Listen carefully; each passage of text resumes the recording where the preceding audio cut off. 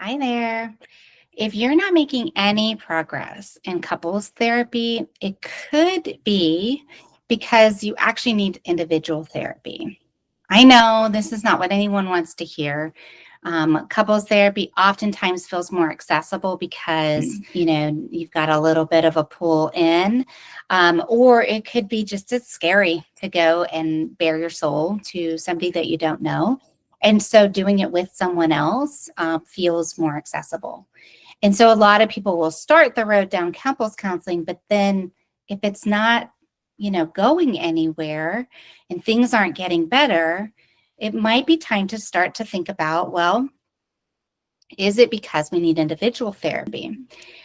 I was recently talking with our client care coordinator about just this and talking about how to decide that, how to know whether or not you actually need couples or you need individual work. And one of the ways I like to think about it is, who is the client? So traditionally, when you think about couples work versus individuals work, and then there's always group work too, right? How do you know which one is the right one for you? Well, really, it's who has the problem. Where is the problem? In the couple, if the problem it might impact the couple, but it's because, for instance, one of the partners or both of the partners have trauma history. And we know that it's because dad, did this back when I was a kid, and so that's why I keep showing up in the same way. Then we don't have a couples issue, because if it was a couples issue, the problem, the client per se that you're trying to treat is the relationship. So the problem would be in the actual relationship. So that might be communication problems. It might be, sexual problems. It might be things like that, where it's like both people are contributing to it in their own way.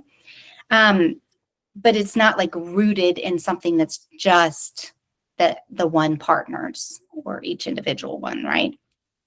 We know that it's rooted in something that is really big and our own. Then now the individual is the client, and that is what you need to do for individual therapy, right? So group therapy is still individual therapy. It's just that we all have the same problem. So that's the difference there. So group therapy can be great for less severe issues. It can also be great if the idea of being like hearing from others and not being alone in the issue that you're working with. Group therapy can be a really great way. But if you really need to dig in, you really need to go deep, then individual therapy is going to be your way in. So hope that was helpful. It's my little cheat sheet for couples versus individual versus group. And I'd love to hear your thoughts. As always, feel free to put comments in if you're watching this online, or if you're seeing it in a video, reply back. And if you are ready to start with individual or couples or group, we would love to hear from you and help you along with that. Nia, our fabulous client care coordinator, is a full-time employee, so she is actually going to answer your call.